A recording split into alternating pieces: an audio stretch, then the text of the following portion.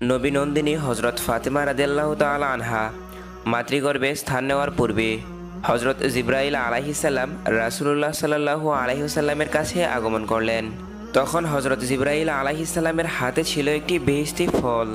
হজরত জিব্রাইল আলাইহিসসালাম রাসূলুল্লাহ সাল্লাল্লাহু আলাইহি ওয়াসাল্লামের হাতে সেই ফলটি দিয়ে তাকে খেতে বললেন। নবী করিম সাল্লাল্লাহু আলাইহি ওয়াসাল্লাম হজরত জিব্রাইলের বিশেষ নির্দেশে ফলটি খেয়ে ফেললেন।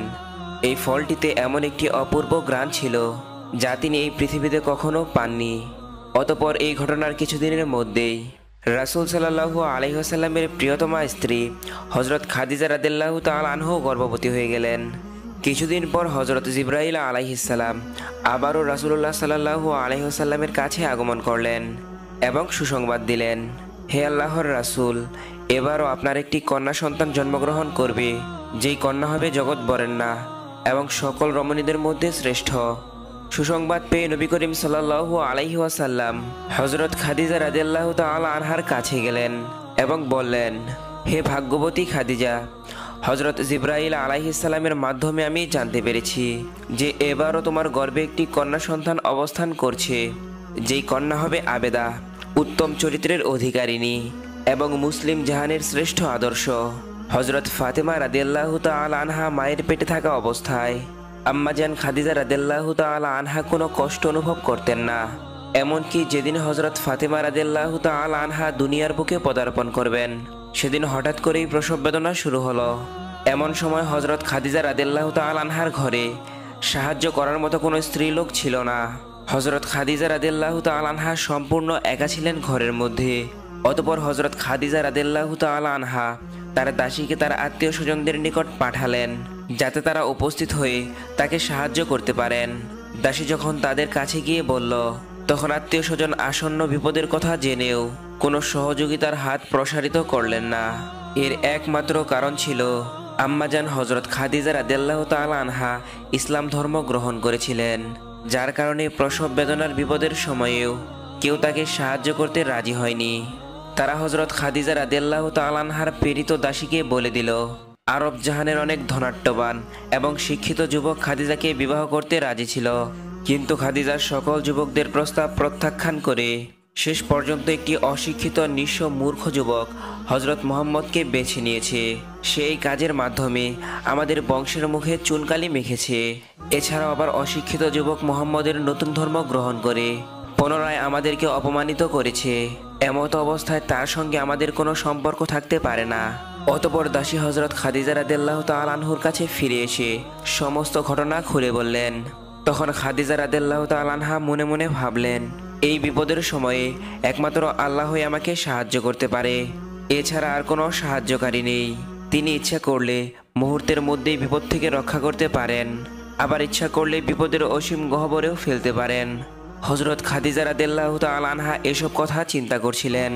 এমন সময় তিনি দেখতে পেলেন তার ঘরখানা অপূর্ব আলোতে আলোকিত হয়ে গিয়েছে। ভালো করে তাকাতেই তিনি দেখতে পেলেন চারজন জ্যোতিময়ী রমণী দাঁড়িয়ে আছেন। তিনি তাদেরকে দেখে অবাক হয়ে গেলেন। কিছুক্ষণ পরে তিনি তাদের দিকে তাকিয়ে আতঙ্কিত অবস্থায় জিজ্ঞাসা করলেন, আপনারা কারা, কিসের জন্য এখানে এসেছেন? তখন তাদের মধ্য হতে একজন জবাব দিল, মা, আপনার কোনো ভয় নেই, আপনি যে আল্লাহ তাআলাকে স্মরণ করছিলেন, আমরা তারই নির্দেশে আপনাকে সাহায্য করতে এসেছি। আমার নাম হলো হাওয়া। এরপর দ্বিতীয় রমণী পরিচয় দিয়ে বললেন, আমিও আপনার খেদমতের জন্যই এসেছি, আমি মিশরের বাদশাহ ফেরাউনের স্ত্রী আসিয়া। আরেকজন বললেন, আমি হলাম হযরত ঈসা আলাইহিস সালামের আম্মাজান মরিয়ম বিনতে ইমরান। সবার শেষে চতুর্থ রমণী বললেন, আমি হলাম হযরত মূসা আলাইহিস সালামের ভগ্নী কুলসুম। আমরা সবাই আল্লাহ তাআলার নির্দেশে আপনাকে সাহায্য করতে এসেছি। হযরত খাদিজা রাদিয়াল্লাহু তাআলা আনহা প্রসব বেদনার কঠিন বিপদের সময় তাদেরকে কাছে পেয়ে অত্যাধিক খুশি হলেন। অতঃপর নবুয়তের ৫ম বছর ২০ জমাদিউল উখরা শুক্রবার ভোরে আরব ভূখণ্ড আলোকিত করে হযরত মুহাম্মদ সাল্লাল্লাহু আলাইহি ওয়াসাল্লামের পবিত্র ঘরে হযরত ফাতেমা রাদিয়াল্লাহু তাআলা আনহা ভূমিষ্ঠ হন। তার মন ভোলানো সুন্দর ফুটফুটে পবিত্র চেহারা দেখে মনে হয়েছিল যেন চিরশান্তিময় বেহেশতের এক অপূর্ব জ্যোতি নিয়ে সকলকে খুশি করতে তিনি এই ধরাতে নেমে এসেছেন। হযরত ফাতেমা রাদিয়াল্লাহু তাআলা আনহা ছোটবেলা থেকেই সর্বশ্রেষ্ঠ মহামানব হজরত মুহাম্মদ সাল্লাল্লাহু আলাইহি ওয়াসাল্লামের আদর্শ গ্রহণ করেছিলেন। ফলে রাসূল সাল্লাল্লাহু আলাইহি ওয়াসাল্লামের প্রতিটি গুণের সমাহার ঘটেছিল হজরত ফাতেমা রাদিয়াল্লাহু তাআলা আনহুর মধ্যে। হজরত আয়েশা রাদিয়াল্লাহু তাআলা আনহা মুমিনদের উদ্দেশ্যে বলতেন, হজরত ফাতেমাতুজ জোহরা রাদিয়াল্লাহু তাআলা আনহুকে দেখলে মনে হতো আমি রাসূলুল্লাহ সাল্লাল্লাহু আলাইহি ওয়াসাল্লামকে দেখেছি, কেননা তার উত্তম চরিত্রের সমস্ত মহাগুণাবলী আমি ফাতেমা রাদিয়াল্লাহু তাআলা আনহার জীবনে দেখতে পাই। একদিন হজরত মুহাম্মদ সাল্লাল্লাহু আলাইহি ওয়াসাল্লাম কোনো এক স্থান হতে নিজের বাড়ির দিকে যাচ্ছিলেন। এমন সময় এক খোদাদ্রোহী কুরাইশ তার রাস্তা অবরোধ করে দাঁড়ালো। শুধু পথ রোধ করে দাঁড়ালো তাই নয়, বরং সে রাসূলুল্লাহ সাল্লাল্লাহু আলাইহি ওয়াসাল্লামকে নানান অকথ্য ভাষায় গালিগালাজ করতে লাগলো। এমনকি সে রাসূলুল্লাহ সাল্লাল্লাহু আলাইহি ওয়াসাল্লামের মাথায় কতগুলো ধুলাবালি নিক্ষেপ করলো। কিন্তু মানবতার মহান শিক্ষক দয়ার আধার কোনো কিছু না বলেই চুপচাপ দাঁড়িয়ে রইলেন। ইতিমধ্যেই হজরত ফাতেমা রাদিয়াল্লাহু তাআলা আনহা সেখানে উপস্থিত হয়ে এমন অমানবিক দৃশ্য দেখে তিনি স্থির থাকতে পারলেন না, বরং তিনি পিতামাতার মাথার ধুলাবালি ঝাড়তে ঝাড়তে খোদাদ্রোহী কুরাইশকে লক্ষ্য করে বললেন, তোমরা কি মানুষ নাকি অমানুষ? তোমাদের মধ্যে মানবতার লেশ মাত্রও নেই। আমার পিতা তোমাদের সাথে এমন কি ক্ষতি করেছে যে তোমরা তার সাথে এমন অমানবিক অত্যাচার করছো? যোগ্য পিতার আদর্শবান মেয়ে হজরত ফাতেমা রাদিয়াল্লাহু তাআলা আনহার এমন তিরস্কারমূলক কথা শুনে খোদাদ্রোহী কুরাইশ কোনো কিছু না বলেই লজ্জায় মাথা নত করে চলে গেল। অনুরূপভাবে আরেক দিনের ঘটনা, রাসূলুল্লাহ সাল্লাল্লাহু আলাইহি ওয়াসাল্লাম কাবার সামনে নামাজ পড়তেছিলেন। এমন সময় একদল খোদাদ্রোহী কুরাইশ তার নামাজের অদূরেই দণ্ডায়মান হয়ে হজরত রাসূল সাল্লাল্লাহু আলাইহি ওয়াসাল্লামকে নানান অকথ্য ভাষায় গালিগালাজ করতে লাগলো। রাসূলুল্লাহ সাল্লাল্লাহু আলাইহি ওয়াসাল্লাম যখন নামাজরত অবস্থায় সেজদায় গেলেন, এমন সময় খোদাদ্রোহী কুরাইশরা একটা উটের নাড়িভুড়ি এনে তার উপর চাপিয়ে দিলেন। মুহূর্তের মধ্যেই তার পরিধেয় জামা কাপড় নষ্ট হয়ে গেল। নাড়িভুড়ির চাপে কোনোভাবেই রাসূলুল্লাহ সাল্লাল্লাহু আলাইহি ওয়াসাল্লাম মাথা তুলতে পারছিলেন না। হযরত রাসূলুল্লাহ সাল্লাল্লাহু আলাইহি ওয়াসাল্লামের এমন দৃশ্য দেখে কুরাইশরা অট্টহাসিতে ভেঙে পড়ল। হযরত ফাতেমা রাদিয়াল্লাহু তাআলা আনহা খবর পেয়ে সেখানে উপস্থিত হলেন এবং পিতার এমন অবস্থা দেখে তিনি নিজেকে আর স্থির রাখতে পারলেন না। তিনি তৎক্ষণাৎ চোখের পানি মুছতে মুছতে রাসূলুল্লাহ সাল্লাল্লাহু আলাইহি ওয়াসাল্লামের কাঁধ থেকে পচা সেই নাড়িভুড়ি দূরে সরিয়ে দিলেন। নাড়িভুড়ি ফেলে দিয়ে তিনি তার মনের চাপা দুঃখ দূর করতে পারলেন না, বরং পিতার পাশেই দণ্ডায়মান হয়ে কঠোর ভাষায় তাদেরকে তিরস্কার করতে লাগলো। হযরত ফাতেমা রাদিয়াল্লাহু তাআলা আনহার তিরস্কারমূলক এমন কথা শুনে খোদাদ্রোহী কুরাইশরা সেই স্থান ত্যাগ করে তখন চলে গেল। এমনি ভাবে ঐতিহাসিক উহুদের যুদ্ধের সময় কাফেররা পাথর মেরে রাসূলুল্লাহ সাল্লাল্লাহু আলাইহি ওয়াসাল্লামকে মাটিতে ফেলে দেন। এমনকি পাথরের আঘাতে তার পবিত্র দন্ত মোবারক ভেঙে যায়। রাসূলুল্লাহ সাল্লাল্লাহু আলাইহি ওয়াসাল্লামের ঐতিহাসিক পরাজয়ে আহত হওয়ার সংবাদ পেয়ে হযরত ফাতেমা রাদিয়াল্লাহু তাআলা আনহা অস্থির হয়ে পড়লেন। ওই মুহূর্তে তিনি তার শিশুপুত্র হাসান রাদিয়াল্লাহু তাআলা আনহুকে রেখে কতিপয় মুসলিম রমণী সহ উহুদ ময়দানে উপস্থিত হলেন। হযরত ফাতেমা রাদিয়াল্লাহু তাআলা আনহা উহুদ ময়দানে উপস্থিত হয়ে দেখলেন তার আব্বাজানের পবিত্র দন্ত এবং কপাল মোবারক হতে অঝরে রক্ত বের হচ্ছে। অজ্ঞান হয়ে রাসূল মাটিতে পড়ে আছেন। এমন হৃদয়গ্রাহী দৃশ্য দেখে হযরত ফাতেমা রাদিয়াল্লাহু তাআলা আনহা রাসূল সাল্লাল্লাহু আলাইহি ওয়াসাল্লামের পবিত্র মাথা মোবারক নিজের কোলের উপর তুলে নিলেন। তার দুচোখ হতে ঝরঝর করে পানি পড়ে তার বক্ষস্থল প্লাবিত হয়ে গেল। ইসলামের বীর সৈনিক হযরত আলী রাদিয়াল্লাহু তাআলা আনহু ঢালে করে পানি নিয়ে আসলেন। সেই পানি দ্বারাই হযরত ফাতেমা রাদিয়াল্লাহু তাআলা আনহা তার আব্বাজানের ক্ষতস্থান ধৌত করে শুষ্ক ঘাস পুড়ে ক্ষতস্থানের মধ্যে প্রলেপ লাগিয়ে দিলেন।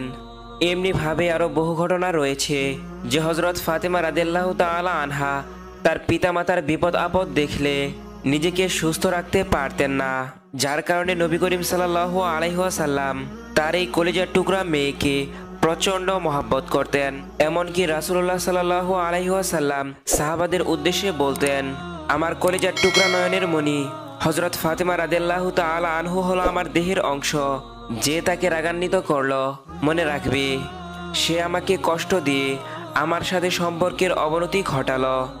উম্মুল মুমিনিন হযরত আয়েশা রাদিয়াল্লাহু তাআলা আনহা বলেন, রাসূল নন্দিনী হযরত ফাতেমা রাদিয়াল্লাহু তাআলা আনহুর মাথার একগুচ্ছ কেশের মর্যাদা নিয়েও যদি আমি জন্ম হতাম তাহলে আমি নিজেকে ধন্য মনে করতাম। হজরত ফাতেমা রাদিয়াল্লাহু তাআলা আনহার বড় বোনদের বিবাহ হয়ে যাওয়ার পর পিতামাতার সংসারে একমাত্র ফাতেমাই ছিলেন স্নেহ মমতার অধিকারিণী। পিতামাতা উভয়ের স্নেহ মমতা পেয়ে হজরত ফাতেমা রাদিয়াল্লাহু তাআলা আনহা আনন্দে জীবন কাটাতে লাগলেন। কিন্তু তার এই সুখ বেশি দিন স্থায়ী হলো না, কেননা হজরত খাদিজা রাদিয়াল্লাহু তাআলা আনহা বিভিন্ন রোগ সুখে অতিশয় দুর্বল হয়ে পড়লেন। একদিকে বার্ধক্য আর অন্যদিকে বিভিন্ন ধরনের রোগ, যার কারণে আস্তে আস্তে তার শরীর দুর্বল হয়ে যেতে লাগলো। হজরত খাদিজা রাদিয়াল্লাহু তাআলা আনহা রোগাক্রান্ত হয়ে রাসূলুল্লাহ সাল্লাল্লাহু আলাইহি ওয়াসাল্লামের সেবা যত্ন করতে পারছেন না বলে সর্বদা দুঃখ করতেন এবং কান্না ভেজা কণ্ঠে আল্লাহর দরবারে বলতেন, হে আল্লাহ, আমি জীবনের শেষ প্রান্তে এসে উপস্থিত হয়েছি। আমার জীবনের জন্য কোনো মায়া নেই। আমার আফসোসের বিষয় হলো জীবনের শেষ মুহূর্তে রাসূলুল্লাহ সাল্লাল্লাহু আলাইহি ওয়াসাল্লামের চরণ সেবার সুযোগ হতে বঞ্চিত হলাম। আমার মতো হতভাগী নারী এই পৃথিবীতে আর খুঁজে পাওয়া যাবে না। হজরত খাদিজা রাদিয়াল্লাহু তাআলা আনহুয়ের কান্না ভেজা আবেগ জড়ানো কণ্ঠে এই কথাগুলো শুনে কিশোরী কন্যা হজরত ফাতেমা রাদিয়াল্লাহু তাআলা আনহা মায়ের হৃদয়ের চাপা কষ্ট অনুভব করতে পারলেন।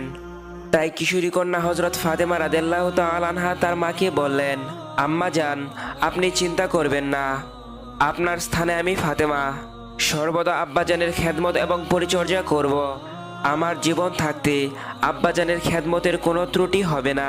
মৃত্যুর পথযাত্রী হজরত খাদিজা রাদিয়াল্লাহু তাআলা আনহা তার কথা শুনে খুবই আনন্দিত হলেন এবং হাসি মুখে তার মেয়েকে বললেন, হে ফাতেমা, তুমি আমার প্রাণের মা। এই পৃথিবী হতে আমি চলে যাওয়ার পর তুমি কোনো দুঃখ করবে না, আমার মাগফিরাতের জন্য সর্বদা দোয়া করবে। তবে তোমার কাছে আমার বিশেষ অনুরোধ হলো, আমার মৃত্যুর পরে তোমার আব্বাজানের খেদমত এবং সেবা যত্নের ভার তুমি গ্রহণ করবে। মনে রেখো, তোমার আব্বার খেদমত এবং সেবা যত্ন করলে ইহকাল এবং পরকালে তোমার কল্যাণ হবে। আমি রহমানুর রহিম আল্লাহ তাআলার কাছে দোয়া করি, আল্লাহ তাআলা যেন তোমাকে তোমার পিতার খেদমত করার সুযোগ দান করেন এবং তার খেদমতের বিনিময়ে আল্লাহ তাআলা যেন তোমাকে সমস্ত মানবজাতির মধ্যে শ্রেষ্ঠত্বের আসন দান করেন। তোমার সুনাম সুখ্যাতি যেন পৃথিবীর বুকে চিরদিন অক্ষয় হয়ে থাকে। হজরত ফাতেমা রাদিয়াল্লাহু তাআলা আনহার বয়স তখন মাত্র 11 বছর। যখন তার মাতা হজরত খাদিজা রাদিয়াল্লাহু তাআলা আনহা ইন্তিকাল করেন, আম্মাজান আয়েশা রাদিয়াল্লাহু তাআলা আনহার বিদায়ের পর নবী করিম সাল্লাল্লাহু আলাইহি ওয়াসাল্লাম নিজেকে স্থির রাখতে পারলেন না। মনে হতো যেন রাসূলুল্লাহ সাল্লাল্লাহু আলাইহি ওয়াসাল্লামের অন্তর ভেঙে একেবারে চৌচির হয়ে গিয়েছে। এদিকে মাতৃহারা হজরত ফাতেমা রাদিয়াল্লাহু তাআলা আনহা সুখে দুঃখে একেবারে ভেঙে পড়লেন, কেননা হজরত খাদিজা রাদিয়াল্লাহু তাআলা আনহা তার এই মেয়েকে হৃদয়ের অন্তরের অন্তঃস্থল থেকেই ভালোবাসতেন। আর হজরত ফাতেমা রাদিয়াল্লাহু তাআলা আনহাও তার মাকে জীবন দিয়ে ভালোবাসতেন। একবার ফাতেমা রাদিয়াল্লাহু তাআলা আনহা মায়ের কথা মনে করে কান্না ভেজা কণ্ঠে নবী করিম সাল্লাল্লাহু আলাইহি ওয়াসাল্লামকে বললেন, আব্বাজান, আমার যখন ওই আম্মাজানের কথা মনে পড়ে তখন আমার কিছুই ভালো লাগে না। আপনি হজরত জিবরাইল আলাইহিস সালামের নিকট জিজ্ঞাসা করে দেখেন আমার আম্মাজান কেমন আছেন এবং কি অবস্থায় আছেন। মাতৃহারা হজরত ফাতেমা রাদিয়াল্লাহু তাআলা আনহার এমন কথা শুনে রাসূলুল্লাহ সাল্লাল্লাহু আলাইহি ওয়াসাল্লাম তার অন্তরে অনেক কষ্ট পেলেন। আদরের দুলালিকে আবেগজোড়া কণ্ঠে স্নেহের সুরে সান্ত্বনা দিয়ে বললেন, হে ফাতেমা, তোমার মায়ের মতো মা এই পৃথিবীতে আর কজনের আছে? তুমি কি তা একবারও ভেবে দেখেছো? আমার দৃঢ় বিশ্বাস রহমানুর রহিম আল্লাহ তাআলা বেহেশতের মধ্যে তোমার মাকে শান্তিতে রেখেছেন। তুমি তার জন্য কোনো দুঃখ করবে না, বরং সর্বদা তার মাগফিরাতের জন্য আল্লাহ রাব্বুল আলামিনের কাছে দোয়া করবে। অতঃপর যখন রাসূলুল্লাহ সাল্লাল্লাহু আলাইহি ওয়াসাল্লাম মক্কা থেকে হিজরত করে মদিনায় আসেন, তখন হযরত ফাতিমাতুজ জহরা রাদিয়াল্লাহু তাআলা আনহার জন্য বিবাহের প্রস্তাব আসা শুরু হলো। বহু দূর দূরান্তর হতে শিক্ষিত ধনবান সুদর্শন যুবক হযরত মুহাম্মদ সাল্লাল্লাহু আলাইহি ওয়াসাল্লামের আদরের কন্যা কলিজার টুকরা ফাতেমা রাদিয়াল্লাহু তাআলা আনহাকে বিবাহ বন্ধনে আবদ্ধ করার জন্য অধীর আগ্রহে প্রস্তাব পাঠাতে লাগলেন। এবং কি আনসার এবং মুহাজির সাহাবীরাও রাসূলুল্লাহ সাল্লাল্লাহু আলাইহি ওয়াসাল্লামের নিকট প্রস্তাব পেশ করেন, কিন্তু মহানবী সাল্লাল্লাহু আলাইহি ওয়াসাল্লাম কাউকে কোনো প্রকার কথা না দিয়ে চুপচাপ থাকেন। অবশেষে হযরত আলী রাদিয়াল্লাহু তাআলা আনহু বিয়ের জন্য আবেদন করলেন। হযরত আলী রাদিয়াল্লাহু তাআলা আনহু আবেদন করার সাথে সাথে হযরত রাসূলুল্লাহ সাল্লাল্লাহু আলাইহি ওয়াসাল্লাম বললেন, বিবাহের মহারানা আদায় করার মতো তোমার কাছে কি আছে? তখন হযরত আলী রাদিয়াল্লাহু তাআলা আনহু বললেন, আমার কাছে একটি ঘোড়া আর একটি বর্ম ছাড়া আর কিছুই নেই। তখন রাসূলুল্লাহ সাল্লাল্লাহু আলাইহি ওয়াসাল্লাম বললেন, যুদ্ধের সময় অবশ্যই ঘোড়া দরকার, বিদায় তুমি বর্মটি বিক্রি করতে পারো।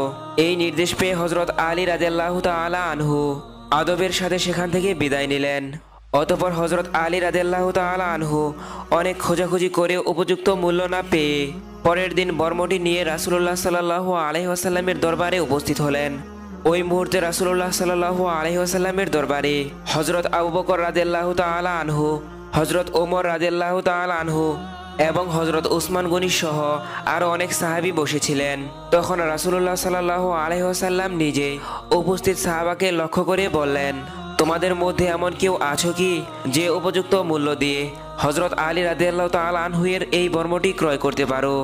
রাসূলুল্লাহ সাল্লাল্লাহু আলাইহি ওয়াসাল্লামের কথা শোনা মাত্রই আর কাল বিলম্ব না করে হযরত উসমান রাদিয়াল্লাহু তাআলা আনহু বললেন, হে আল্লাহর রাসূল, আমি 480 দিরহাম মূল্য দিয়ে এই বর্মটি ক্রয় করতে ইচ্ছুক। হযরত উসমান রাদিয়াল্লাহু তাআলা আনহুর কথা অনুযায়ী রাসূলুল্লাহ সাল্লাল্লাহু আলাইহি ওয়াসাল্লাম বর্মটি হযরত উসমান রাদিয়াল্লাহু তাআলা আনহু এর হাতে দিলেন। হযরত উসমান রাদিয়াল্লাহু তাআলা আনহু মনের খুশিতে নগদ 480 দিরহাম দিয়ে বর্মটি কিনে নিলেন এবং এই অর্থ রাসূলুল্লাহ সাল্লাল্লাহু আলাইহি ওয়াসাল্লামকে দিয়ে দিলেন। অতঃপর রাসূলুল্লাহ সাল্লাল্লাহু আলাইহি ওয়াসাল্লাম টাকা নিয়ে হযরত আলীর হাতে দিলেন। অতঃপর রাসূলুল্লাহ সাল্লাল্লাহু আলাইহি ওয়াসাল্লামের নির্দেশে হযরত আলী রাদিয়াল্লাহু তাআলা আনহু মসজিদে উপস্থিত হলেন। রাসূলুল্লাহ সাল্লাল্লাহু আলাইহি ওয়াসাল্লাম নিজেই বিবাহের খুতবা পাঠ করলেন।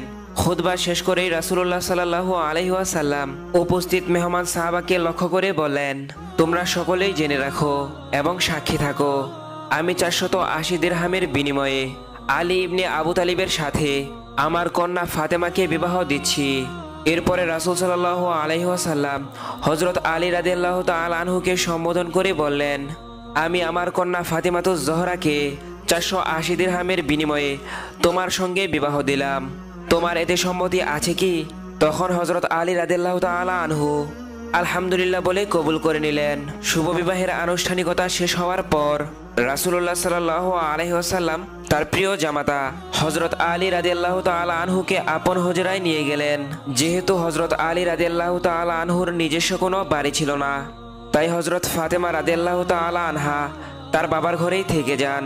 বিয়ে শাদীর পর হযরত আলী রাদিয়াল্লাহু তাআলা আনহুর একা একা থাকা আর সহ্য হলো না। এক পর্যায়ে তিনি ফাতেমা রাদিয়াল্লাহু তাআলা আনহাকে সর্বদা কাছে রাখার ইচ্ছা পোষণ করেন, কিন্তু তিনি তাকে নিয়ে কোথায় রাখবেন? তার তো কোনো ঘরবাড়ি ছিল না, তিনি নিজেই থাকেন পরের বাড়িতে। হযরত আলী রাদিয়াল্লাহু তাআলা আনহু নিজেই চলতে পারে না, নিজেই যখন চলতে পারেন না তখন অন্যের দায়িত্ব কিভাবে নেবেন? তার অবস্থা এমনও হয় যে একবেলা আহার করেন আর 3 বেলা পেটে পাথর বেঁধে থাকেন। এসব চিন্তা করে হযরত আলী রাদিয়াল্লাহু তাআলা আনহু নিজেকে অসহায় ভাবতে শুরু করেন।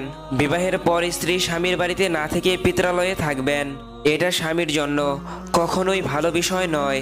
মনে মনে অনেক চিন্তা করলেও ফাতেমা রাদিয়াল্লাহু তাআলা আনহার কথা মনে পড়লে তাকে সার্বক্ষণিক কাছে পাওয়ার জন্য মন ব্যাকুল হয়ে ওঠে।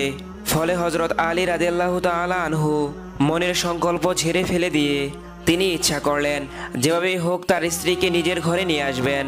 শেষ পর্যন্ত হযরত আলী রাদিয়াল্লাহু তাআলা আনহু প্রিয়তমা স্ত্রী হযরত ফাতেমা রাদিয়াল্লাহু তাআলা আনহাকে নিয়ে স্বাধীনভাবে ঘর সংসার করার জন্য একটা বাড়ি ভাড়া নিলেন। কিন্তু মনের মধ্যে আশার জাল বুনলেও অতিশয় লাজুক হযরত আলী রাদিয়াল্লাহু তাআলা আনহু রাসূলুল্লাহ সাল্লাল্লাহু আলাইহি ওয়াসাল্লামের কাছে গিয়ে বলতে পারলেন না যে আপনার কলিজার টুকরা মেয়েকে আপনার ঘর হতে আমার ভাড়া করা বাড়িতে নিতে চাই। হযরত আলী রাদিয়াল্লাহু তাআলা আনহু ফাতেমা রাদিয়াল্লাহু তাআলা আনহাকে তার নিজের ঘরে নিয়ে আসার বিষয়টি নিয়ে সব সময় চিন্তামগ্ন থাকতেন। এক পর্যায়ে হযরত আলী রাদিয়াল্লাহু তাআলা আনহু এর ছোট ভাই হযরত আকিল রাদিয়াল্লাহু তাআলা আনহু তার ভাইয়ের মনের চঞ্চলতা দেখে বুঝতে পারলেন, যার কারণে তিনি তার ভাইকে বললেন, আমার মনের ঐকান্তিক ইচ্ছা যে আপনি আপনার স্ত্রীকে নিজের বাড়িতে নিয়ে আসুন। ভাইয়ের কথা শুনে হযরত আলী রাদিয়াল্লাহু তাআলা আনহু রাসূলুল্লাহ সাল্লাল্লাহু আলাইহি ওয়াসাল্লামের অনুমতির কথা বললেন। হযরত আকিল রাদিয়াল্লাহু তাআলা আনহু ভাইয়ের এমন কথা শোনা মাত্রই হযরত আলী রাদিয়াল্লাহু তাআলা আনহুকে নিয়ে উম্মুল মুমিনিন হযরত আয়েশা রাদিয়াল্লাহু তাআলা আনহুর কাছে গেলেন। আকিলের মুখে হযরত আলী রাদিয়াল্লাহু তাআলা আনহুর ভাষণের কথা শুনে হযরত আয়েশা রাদিয়াল্লাহু তাআলা আনহা রাসূলুল্লাহ সাল্লাল্লাহু আলাইহি ওয়াসাল্লামের নিকট গেলেন। হযরত আয়েশা রাদিয়াল্লাহু তাআলা আনহা সালাম দিয়ে রাসূলুল্লাহ সাল্লাল্লাহু আলাইহি ওয়াসাল্লামকে বললেন, হযরত আলী রাদিয়াল্লাহু তাআলা আনহু আপনার কলিজার টুকরা মেয়ে তার স্ত্রী হযরত ফাতেমা রাদিয়াল্লাহু তাআলা আনহাকে তার নিজের গৃহে নেওয়ার জন্য অভিলাষী হয়েছেন, কিন্তু হযরত আলী রাদিয়াল্লাহু তাআলা আনহু অতিশয় লাজুক বলেই এই বিষয়ে আপনাকে জানানোর সাহস করতে পারছেন না। হযরত আয়েশা রাদিয়াল্লাহু তাআলা আনহুর মুখের কথা শুনে হযরত আলী রাদিয়াল্লাহু তাআলা আনহুকে বিশেষভাবে রাসূলুল্লাহ সাল্লাল্লাহু আলাইহি ওয়াসাল্লামের সামনে উপস্থিত হতে বললেন। লাজুক হযরত আলী রাদিয়াল্লাহু তাআলা আনহু অনেক আদবের সাথে রাসূল সাল্লাল্লাহু আলাইহি ওয়াসাল্লামের সামনে আসলেন। হযরত আলী রাদিয়াল্লাহু তাআলা আনহুকে দেখে রাসূল সাল্লাল্লাহু আলাইহি ওয়াসাল্লাম বললেন, তোমার কি ইচ্ছা যে আমি আমার কন্যা ফাতেমা রাদিয়াল্লাহু তাআলা আনহুকে আমার ঘর থেকে বিদায় দিয়ে তোমার ঘরে যেতে দেই? তখন হযরত আলী রাদিয়াল্লাহু তাআলা আনহু আদবের সাথে বিনয়ের সহিত বললেন, ইয়া রাসূল আল্লাহ, আমারও এটাই আরজি যে আপনি আপনার কলিজার টুকরা ফাতেমাকে আমার সঙ্গে থাকতে দিন। হযরত আলী রাদিয়াল্লাহু তাআলা আনহার মুখে হাবুদক কথা শুনে রাসূলুল্লাহ সাল্লাল্লাহু আলাইহি ওয়াসাল্লাম কিছু দিরহাম তার হাতে তুলে দিয়ে বললেন, বাজার থেকে আটা, পনির, ঘি ইত্যাদি কিনে আনো। অতঃপর আলী রাদিয়াল্লাহু তাআলা আনহু বাজার করে নিয়ে আসলেন। অতঃপর রাসূলুল্লাহ সাল্লাল্লাহু আলাইহি ওয়াসাল্লাম নিজ হাতে রুটির সাথে পনির, ঘি ইত্যাদি মেখে লজিস নামক এক প্রকার বিশেষ খাদ্য তৈরি করলেন এবং উপস্থিত সবাইকে খাদ্যটি খেতে দিলেন। অবশিষ্ট লজিস একটি পেয়ালাতে ভরে বললেন, এইটুকু আমার মেয়ে ফাতেমা এবং তার স্বামীর জন্য। অতঃপর রাসূলুল্লাহ সাল্লাল্লাহু আলাইহি ওয়াসাল্লামের নির্দেশক্রমে হযরত ফাতেমা রাদিয়াল্লাহু তাআলা আনহাকে উপস্থিত করা হলে নবী করিম সাল্লাল্লাহু আলাইহি ওয়াসাল্লাম ফাতেমা রাদিয়াল্লাহু তাআলা আনহুকে আলীর হাতে তুলে দিলেন এবং বললেন, হে আলী, তোমার জন্য মাতৃহারা কলিজার টুকরা নয়নের মণি ফাতেমা কল্যাণের কারণ হোক। অতঃপর ফাতেমা রাদিয়াল্লাহু তাআলা আনহাকে লক্ষ্য করে আবেগ ঝরানো কণ্ঠে বললেন, হে ফাতেমা, তোমার স্বামী আমার জামাতা হযরত আলী রাদিয়াল্লাহু তাআলা আনহু সার্বিক দিক দিয়ে প্রশংসার যোগ্য। এখন তোমরা উভয়ের মধ্যে মধুর সম্পর্ক স্থাপন করে নিজ গৃহে গিয়ে বসবাস করো। রাসূলুল্লাহ সাল্লাল্লাহু আলাইহি ওয়াসাল্লামের নির্দেশ এবং দোয়া নিয়ে হযরত ফাতেমা রাদিয়াল্লাহু তাআলা আনহা হযরত আলী রাদিয়াল্লাহু তাআলা আনহার ঘরে গেলেন। পরের দিন সকালবেলা হযরত মুহাম্মদ সাল্লাল্লাহু আলাইহি ওয়াসাল্লাম তার বাড়িতে উপস্থিত হলেন এবং হযরত আলী রাদিয়াল্লাহু তাআলা আনহুকে সামনে আসতে বললেন। ফলে হযরত আলী রাদিয়াল্লাহু তাআলা আনহু তার সামনে এসে উপস্থিত হলেন। অতঃপর রাসূলুল্লাহ সাল্লাল্লাহু আলাইহি ওয়াসাল্লাম হযরত আলী রাদিয়াল্লাহু তাআলা আনহুর শরীরে পানি ছিটিয়ে দিলেন এবং তার জন্য দোয়া করলেন এবং তারপর হযরত ফাতেমা রাদিয়াল্লাহু তাআলা আনহুকে কাছে ডাকলেন। হযরত ফাতেমা রাদিয়াল্লাহু তাআলা আনহু অত্যন্ত লজ্জার সহিত হযরত মুহাম্মদ সাল্লাল্লাহু আলাইহি ওয়াসাল্লামের সামনে হাজির হলেন। রাসূলুল্লাহ সাল্লাল্লাহু আলাইহি ওয়াসাল্লাম তখন ফাতেমাকে বললেন, মা, তুমি ধন্য হও, কখনো স্বামীর আদেশ অবহেলা বা অমান্য করবে না, তার সুখ ও দুঃখের সমান ভাগ হয়ে তার সেবায় নিয়োজিত থাকবে। আর একটা কথা অবশ্যই মনে রাখবে, কিয়ামতের দিন মানুষদের মধ্যে যে সমস্ত মানুষ দোজখবাসী হবে তার মধ্যে অধিকাংশ হবে মহিলা এবং তাদের মধ্যে অধিকাংশ নারী হবে স্বামীর আদেশ অমান্যকারিণী। সর্বদা এই কথা মনে রেখে স্বামীর ঘর করবে আর কোনো সময় কোনো ব্যাপারে বা কোনো জিনিসের জন্য কোনো সময় তোমার স্বামীকে চাপ দেবে না। আমি জানি হযরত আলী দরিদ্র, শিক্ষিত এবং জ্ঞানী মানুষ। তিনি কখনো এমন কাজ করবেন না যাতে তার ব্যবহারে তুমি অনেক ব্যথা পাও, আর শত দুঃখ কষ্টের মধ্যেও সে যেন তোমার হাসি মুখ দেখতে পায়। মা, মনে রাখবে, স্বামী যদি তার স্ত্রীর মলিন মুখ দেখে তাতে যে দুঃখ হয়, এরূপ দুঃখ আর কিছুতেই পাওয়া যায় না। স্বামীর সাথে সর্বক্ষেত্রে আদবের সঙ্গে হাসি মুখে কথা বলবে। যে স্ত্রীর প্রতি তার স্বামী অসন্তুষ্টি থাকে সেই স্ত্রীর প্রতি আল্লাহ তাআলা অসন্তুষ্ট থাকেন। এমন উপদেশমূলক কথাগুলো বলে আল্লাহর রাসূল সাল্লাল্লাহু আলাইহি ওয়াসাল্লাম সেখান থেকে চলে আসলেন। একদিন হযরত মুহাম্মদ সাল্লাল্লাহু আলাইহি ওয়াসাল্লাম মা ফাতেমাকে ডাক দিয়ে বললেন, হে ফাতেমা, এই মদিনায় এমন একজন কাঠুরিয়ার স্ত্রী থাকে যে এমন একটি আমল করে যার কারণে সে তোমার আগে জান্নাতে প্রবেশ করবে। রাসূল সাল্লাল্লাহু আলাইহি ওয়াসাল্লামের মুখেই কথা শুনে মা ফাতেমা বললেন, আব্বাজান, এটা কিভাবে সম্ভব? আমি জান্নাতের সকল মহিলাদের সর্দারিনী, তাহলে সে কিভাবে আমার আগে জান্নাতে যাবে? জান্নাতে আগে প্রবেশ করার আশা তো সবারই রয়েছে। আব্বাজান, আপনি আমাকে সেই কাঠুরিয়ার ঠিকানা বলুন, যাতে আমি জানতে পারি সে কোন আমলের কারণে আমার আগে জান্নাতে যাবে। রাসূল সাল্লাল্লাহু আলাইহি ওয়াসাল্লাম তখন মা ফাতেমাকে বললেন, তুমি আজকে চলে যাও, কিছুদিন পরে আমি তোমাকে ডেকে সেই কাঠুরিয়ার বইয়ের ঠিকানা দেব। হুজুরে পাক সাল্লাল্লাহু আলাইহি ওয়াসাল্লামের কথা শুনে মা ফাতেমা বাড়িতে চলে আসলেন। এইভাবে বেশ কিছুদিন চলে যাওয়ার পর হঠাৎ করে মা ফাতেমা অসুস্থ হয়ে পড়ল। একে তো তিনি অসুস্থ ছিলেন, আবার 3 দিন যাবৎ তার ঘরে কোনো খাবার ছিল না। খাবার না থাকায় ও অসুস্থতার কারণে মা ফাতেমার অবস্থা ক্রমেই খারাপ হতে লাগলো। হযরত ফাতেমা রাদিয়াল্লাহু তাআলা আনহু-এর স্বামী শেরে খুদা হযরত আলী রাদিয়াল্লাহু তাআলা আনহুর কাছে তখন কোনো টাকা ছিল না, যে টাকা দিয়ে সে খাবার কিনতে পারে। 3 দিন অতিবাহিত হওয়ার পর হযরত ফাতেমা রাদিয়াল্লাহু তাআলা আনহু তার স্বামী হযরত আলীর কাছে একটি ওড়না দিয়ে বললেন, হে প্রিয় স্বামী, হয়তো আপনার মনে আছে আব্বাজান আমার বিয়ের সময় এই ওড়নাটি আমাকে হাদিয়া হিসাবে দিয়েছিল। এটি অত্যন্ত বরকতময় একটি কাপড়। আমার মন চাচ্ছে না যে এই কাপড়টি আমি বিক্রি করে দিই, কিন্তু আমাদের ঘরে 3 দিন যাবৎ যে কোনো খাবার নেই, তাই আপনাকে এই কাপড়টি আমি দিচ্ছি। আপনি এই কাপড়টি বাজারে বিক্রি করে এর মূল্য দিয়ে খাবার কিনে নিয়ে আসেন। অতঃপর হযরত আলী রাদিয়াল্লাহু তাআলা আনহু সেই কাপড়টি বিক্রি করার জন্য বাজারে নিয়ে গেলেন এবং সেই কাপড় বিক্রি করার জন্য অনেক ক্রেতাকে দেখালেন, কিন্তু কাপড়টি অনেক পুরাতন হওয়ায় কেউ সেই কাপড়টি কিনতে রাজি হলো না। এর জন্য হযরত আলী রাদিয়াল্লাহু তাআলা আনহু অত্যন্ত নিরাশ হয়ে পড়লেন। তখন তিনি আল্লাহর দরবারে ফরিয়াদ জানালেন, হে রব্বুল আলামিন, এই কাপড়টি অনেক পুরাতন, তাই এই কাপড় কেনার জন্য কেউ আগ্রহ দেখাচ্ছে না।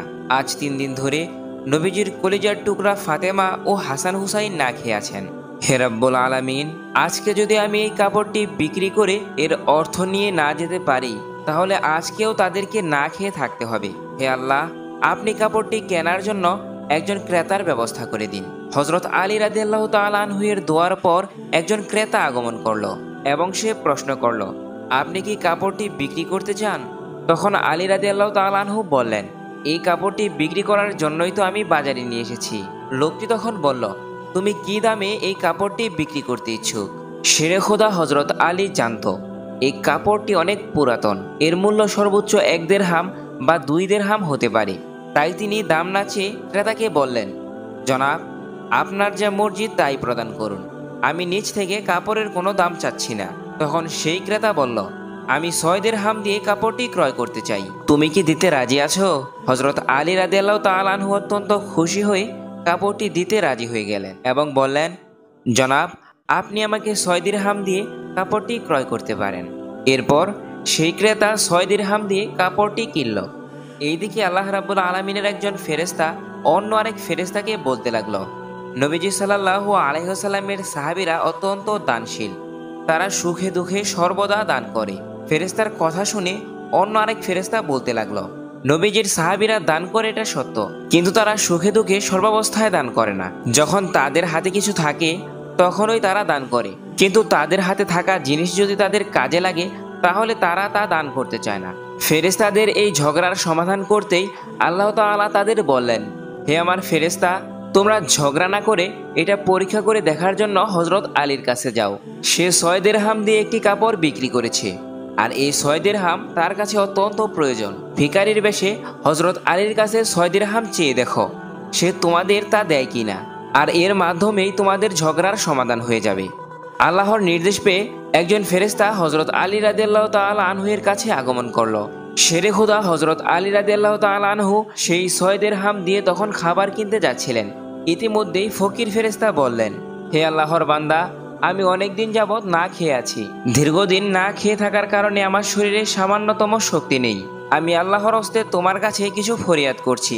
যদি তোমার কাছে কোনো অর্থ থাকে দয়া করে তা তুমি আমাকে দান করে দাও। সে অর্থ দিয়ে আমি খাবার কিনে যেন আমার ক্ষুধার জ্বালা নিবারণ করতে পারি।